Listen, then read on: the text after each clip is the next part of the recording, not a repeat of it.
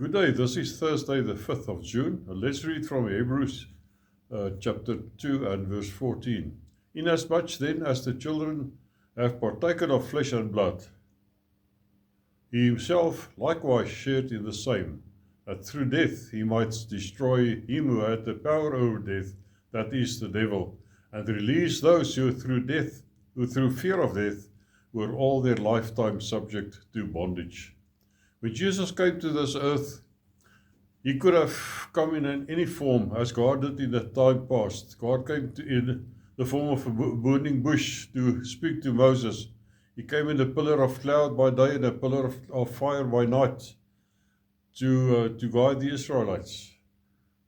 But Jesus came in a body of flesh and blood like Adam and Eve and like you and I. So he could die and destroy Satan, who had power over death. Jesus was indestructible. Death and the grave were temporary for him. The two witnesses in Revelation 11 will be indestructible for 3.5 years. Then they will be killed by the Antichrist, but God will raise them from the dead, so their death will only be temporary. Lazarus was in the grave for 4 days, but his death was only temporary. The rapture will prove that death and the grave are temporary for every true believer in Jesus Christ who died prior to the rapture.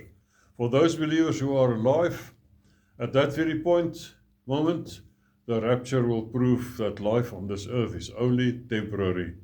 The moment we receive our resurrected bodies and are translated into the heavenlies to meet our heavenly bridegroom. The question is, are you only here temporary? May God bless you. Amen.